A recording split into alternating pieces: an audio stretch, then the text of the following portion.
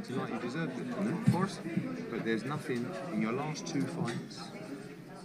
In his last two fights, there's nothing that showed he could do that. But we knew how good he was. You always believed in it, you know. But to perform like that on that stage was very special. Well, it's personal between me and you, and I'm going to do you some serious harm, you big stiff idiot. Canelo exposed by Bivol proudly presents something the boxing game's been missing. Hey, what's going on? It's your boy BT, and I came here to talk some boxing with the thousands of Canelo exposed by Bivol subscribers. Now, I wanted to address something in regards to Canelo and a lot of things that I've been seeing on social media. Obviously, Bivol is a great boxer. We know this, so this has no slide on Bivol. Bivol is A1. He's creme de la creme. He's top shelf. He's pound for pound caliber fighter. That's been cemented already. But this is about the narrative that now all of a sudden that Canelo lost the fight to Bivol, but it's okay because he dared to be great. Now, that's a great narrative. That's a hell of a narrative to speak about. But I'm going to tell you the facts. I'm going to tell you reality. Okay, this is the reality of the situation. When the fight was signed, a lot of Canelo fans were saying that this is going to be a blowout, and they completely overlooked the skills of Dmitry Bivol. Secondly, if you want to just look at the betting odds, all right?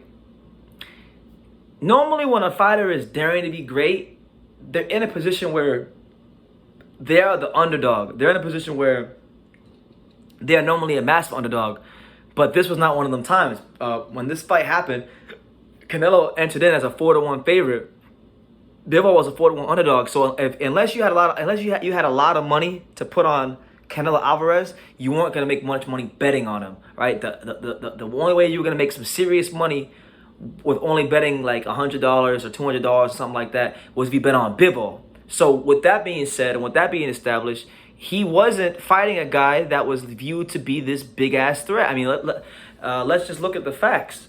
All right, now Bivol is again, I know how good Bivol is. You don't gotta tell me how good Bivol is. I can tell you about Bivol, all right, and I can tell you about his skill set. I know how good he is. I made a whole 15-minute video about how good he is before the fight even happened and whatever. But Bivol, if you look at his last two performances when he fought Umar Salomov and Craig Richards, two fighters that were like top 15 caliber guys, but like middle to lower top 15 caliber guys, not guys that were like directly at the top.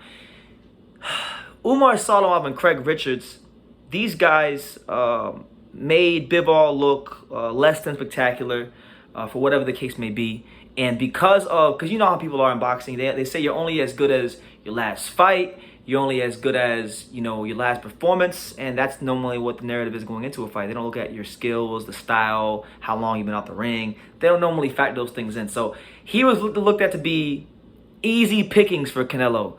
Even Eddie Hearn, who I showed you guys at the beginning of this video, Eddie Hearn literally told Bivol and his manager Vadim that the reason that he was picked to fight Canelo was because he hadn't really shown anything in his last two fights that they believe would trouble Canelo. So even by Eddie Hearn's own admission, they were trying to basically, you know, fight a guy that was a champion, but in from their perspective, based on what they had seen, it was the path of least resistance. So I don't want to hear it. I don't want to hear that. I don't want to hear it because I've heard people say now all of a sudden that Canelo was too small for light heavyweight, but he wasn't too small when he knocked the fuck out of Kovalev, and he wasn't too small for Makabu, and he wasn't too small for a lot of guys around those weights. All right. So now, like they were talking about him fighting Usyk. You can't sit here and flip a narrative in a day.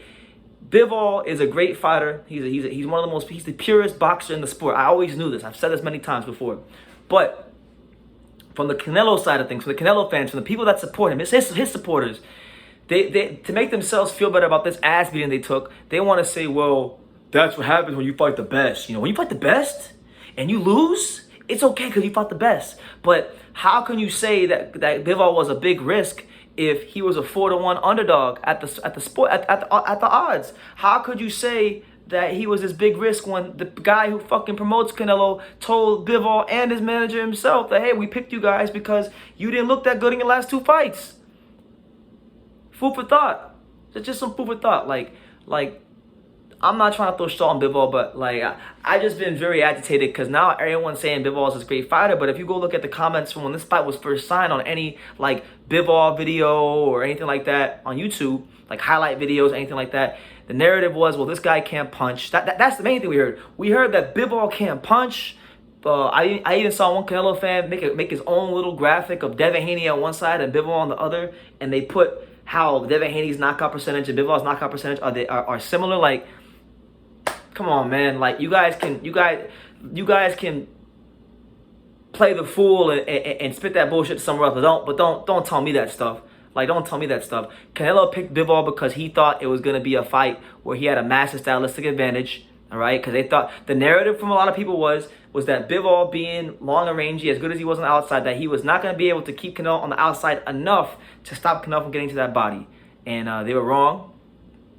And Canelo versus Bivol turned out in a way they didn't expect. So my thing is, keep that same energy. If Bivol was an easy fight and you guys are looking forward to the Golovkin rematch, keep that same energy. If you guys thought that Canelo was just going to run through 175, because everybody gets accepted as a fact, like, they weren't even talking about Bivol. They were talking about Benavidez and Beterbiev and all these other guys. But now we hear a whole different story. So it's just funny how narratives change. Canelo fans, if you're a Canelo supporter that says anything along the lines of like, you know, this is gonna be an easy fight or anything like that, you're not allowed to come back and say, oh well, he fought the best and he dared to be great. No, because normally when a fighter dares to be great, they're normally the underdog. He was not the underdog.